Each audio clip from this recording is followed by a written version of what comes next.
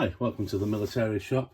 This is another one of our collector's corner posts, so we're going to just quickly show you this German helmet that we've managed to borrow for the video. Just in very nice condition. It's just had a light touch of oil put on it just to preserve it recently. That's why it's a little bit shiny, but other than that, standard sort of dark green colour, 1940 pattern, because it has the rivet removed and just an impressed circle in there. So that was the second model that was produced. The 1935 M35 model 35 has a rivet inserted there, and on the liner is in great condition, as is the chin strap. And on the on the rim here, you see that the rim's been turned over. So with that configuration of rivet hole and that rim, that indicates that it's a 1940 model. There is a great obsession amongst collectors on these numbers here. They're simply just a manufacturer's number. They probably made thousands every day and they had to number them all. So that normally is irrelevant. So please don't scratch them off just looking for a number, because you will devalue the helmet, and that's a daft thing to do. But the size of the helmet is normally marked just around where the chin strap goes. So if you look at this example, it's marked ET64, 64 being the head size for the helmet, or the helmet size. The head size is marked on the liner there, number 56. So it's a 64 helmet with a 56 liner, and the liner is the typical one that you'd expect to see. This is in super condition.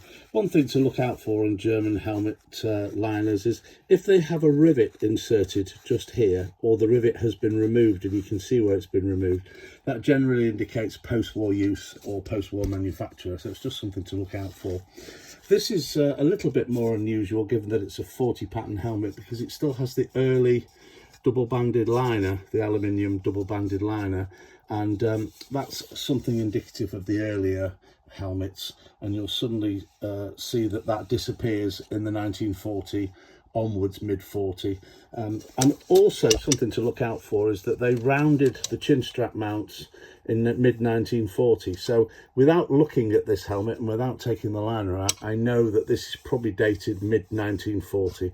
So it still retains the double aluminium band there, but that's taken on board the change which occurred in mid 1940, which was to round off the bales. If you look at the earlier 1930s model helmets, sort of 35 to 40, you'll see that they have the double aluminium band here, and that is square, quite abruptly square, and not round cornered. So just something to look out for. So this indicates a manufacture of around 1940. So the chin strap is typical of the time. It has a steel buckle on there. Very little wear really, for probably commensurate with the wear on the liner. So a nice overall helmet. Sometimes you'll find a stamp inside the in the dome in there, but we can't see one on this one. And then it has the German Army single decal Army eagle on that side there, and the chin strap, the pins, the liner pins here.